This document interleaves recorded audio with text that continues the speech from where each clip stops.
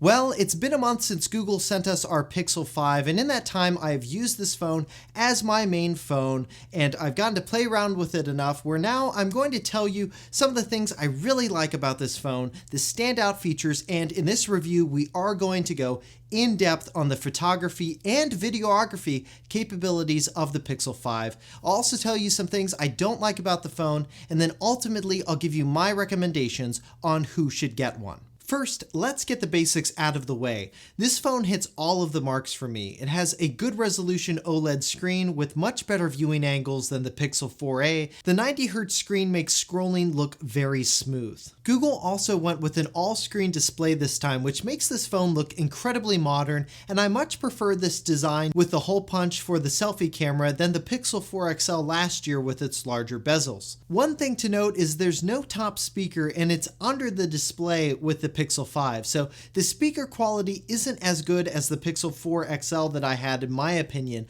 but it's adequate enough for me to use where I haven't really noticed it all that much. The battery life is insanely good. It's probably the best battery life I've ever experienced on a phone. I've been seeing a full charge last me about a day and 10 hours or so on average, which means if I forget to charge it at night, it's not just going to be dead when I wake up in the morning. Google was able to include wireless charging on this phone, which is great and something I definitely missed while using the similar looking Pixel 4a. They also put a pixel imprint sensor on the back, foregoing the great face unlock feature they debuted on the Pixel 4 last year. I have to say the pixel imprint sensor has been quite a convenient feature, especially while wearing a mask during the pandemic.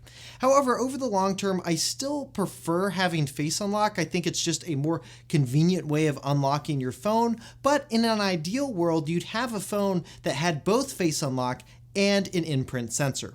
Another basic this phone absolutely nails is the materials used in its construction. Google went with aluminum, meaning the phone is much lighter than other phones out there and weighing 150 grams, which makes it easy to use in one hand for long periods of time. I think the weight of phones is definitely something a lot of people overlook and is one huge benefit in my book with this phone. I wish more phone manufacturers would copy Google here and make lighter phones. The rounded edges and the matte back material on this phone result in a phone that's easy to hold for long periods of time and easy to grip. It's not slippery and it's water resistant, unlike the Pixel 4a. Another thing that makes this phone such a joy to use, like in years past, is the Pixel version of Android that runs on it. It's simple, there's not crapware or ads loaded onto it like you get with other phones from other manufacturers. Google also adds some really nice tie-ins to other Google products with this phone, like adding smart home controls to the power button menu or the on-device Google Assistant that has some really great Pixel-specific features like call screen, where the Google Assistant will screen out spam calls. This feature was incredibly useful to me on the Pixel 4 XL that I used before the Pixel 5. This year, Google added another similar feature to the Google Assistant called Hold for Me, where the Google Assistant will stay on a call for you when you're put on hold and will ring your phone when the representative is there ready to speak with you. So far, I've used this feature 1 or 2 times already, and it actually works quite well. Now, moving on, if you're a fan of haptics, the Pixel 5 sports a haptic experience that's very similar to last year's Pixel 4. Now, when compared to an iPhone 12, the Pixel's haptics aren't as subtle as the iPhones can get, but overall, I still like the Pixel 5's haptics, and I absolutely love that haptics are on the keyboard by default. It makes the typing experience so much better. The performance of the phone is fine. It's snappy and everything feels fluid. I've only run into the phone freezing on me once, maybe twice in the month I've been using it. The only constant area you will notice the phone's performance drop from the Pixel 4 and 4 XL last year is in photo processing. The Pixel 5 just takes a second to process a photo compared to the almost instantaneous processing that we saw with the Pixel 4. Speaking of photos, let's talk about the camera. The camera is probably one of the main selling points for the Pixel 5 because it's often considered one of the best cameras in the smartphone industry, and in my experience, it's been an impressive camera that you can do a lot with. The Pixel 5's camera has netted quite a few stunning photos, especially thanks to its color correction and automatic white balance adjustments. When comparing photos to the new iPhone 12, I think the Pixel 5 is pretty comparable in most situations when you have bright sunlight. There are certain certainly corner cases where one phone's camera will outperform the other though. Take this example of a forest starting to change into fall colors near sunset. The Pixel captures the glow of the sun a bit better and does a much better job capturing what the ground actually looks like than the iPhone, which just punched up the highlights and whites on the ground, making it not look that visually appealing. However, on the flip side, take a look at this picture of a sunset at Lake Crabtree in Raleigh. The iPhone's HDR tech does a much better job at showing the warmer tones of the sunset's yellow and orange colors, and it doesn't have as much exposure blowout at the center of the sun like the Pixel's photo does. Now, in general, I still think I like the look of the Pixel's images a bit better than the iPhone's because of their cooler look with a bit more contrast, and the Pixel's tendency not to up the highlights of a photo as much as the iPhone, but that's a personal preference. Also, the Pixel 5's camera UI layout is excellent and easy to use. One change to the camera hardware this year is the inclusion of a wide-angle camera instead of a telephoto camera, making it much more comparable to the experience of other smartphones out there. The wide camera produces some great results that I think are actually pretty comparable to the iPhone's, if not better, thanks to Google's outstanding HDR. After using the Pixel 5's camera now for over the past month, I have to say that I don't really miss the telephoto camera that came with the Pixel 4 from last year, and that's because the Pixel 5, like previous Pixels, is using Google's Super Res Zoom technology to achieve basically the same look through software.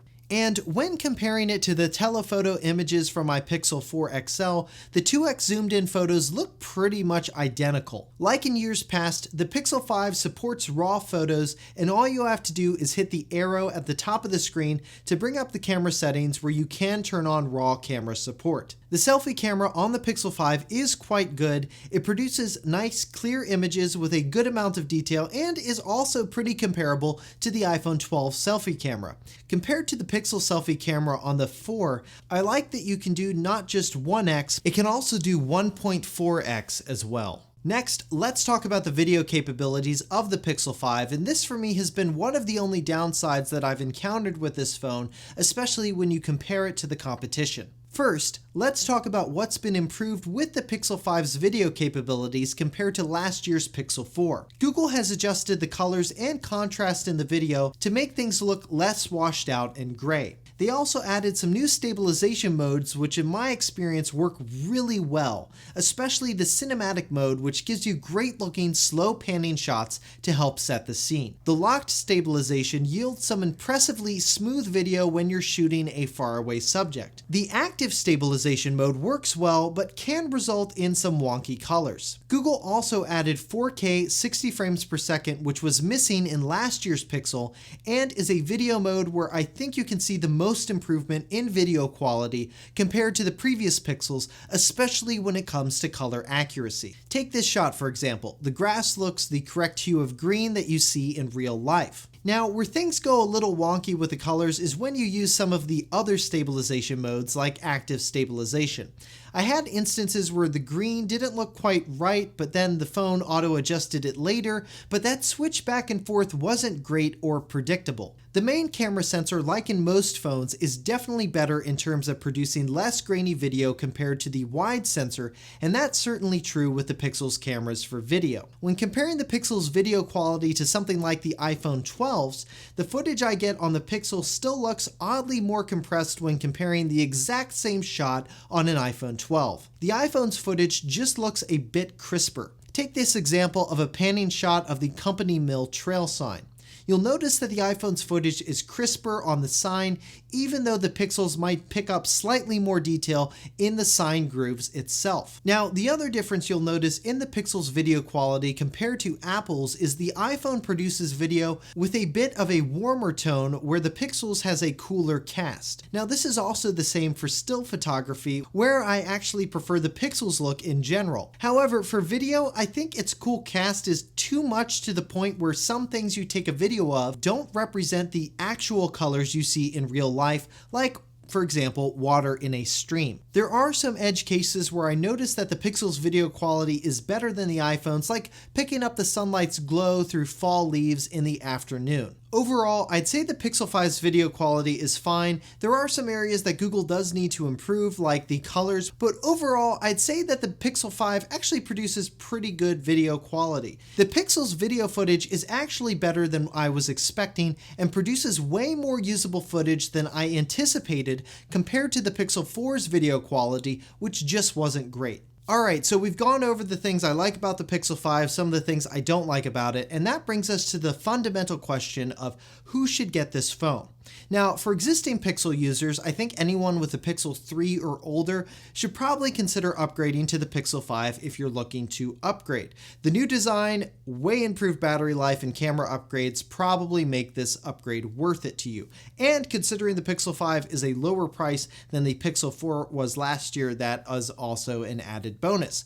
Now, speaking of the Pixel 4, if you have a Pixel 4, you may also want to consider upgrading to the Pixel 5 considering the battery life has been vastly improved over the Pixel 4. Now, if you have a Pixel 4 XL, you don't really need to upgrade to the 5. I don't think there's enough there to make that upgrade worth it, plus there's no XL version of the Pixel 5 this year. Now, if you're looking at the Pixel 5 compared to the Pixel 4a and ask me which one I'd recommend, I'd say the Pixel 5 is worth it when you look at the better screen, 90Hz display, wireless charging, and water resistance. Wireless charging and a better screen are a must for me with any phone that I use as my main phone in 2020. But that cost trade-off may not be worth it to you depending on what you want out of your phone. Now, if you're thinking about switching to a Pixel from an iPhone, we have a video that I'll link here that describes my experience of switching from an iPhone to Android 1 year later. So definitely check that out if you want to see how it's been going. Now, in general, I think the Pixel 5 is a phone that just does all of the basics really well.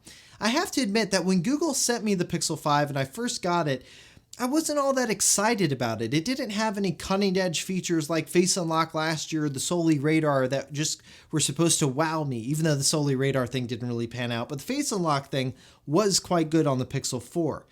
Now, as I've started to use the Pixel 5 more over the past month, I have to say I have really enjoyed using this phone. It's a Pixel experience without compromise. The phone has a great screen, design, good battery life, a fantastic camera with improved video quality, and will continue to get features throughout its life with Pixel feature drops, which are something I've loved on the Pixel 4 XL. It's an easy phone to recommend to anyone who wants a solid Android experience without compromising on the fundamentals, and plus, it has one of the best cameras on any Android device. Alright, well that's it for our 1 month later review of the Pixel 5. Now we'll have an additional review of this phone at the 6 month mark, so if you want to see that video as well as other reviews of Google and other tech products, make sure you subscribe to the channel.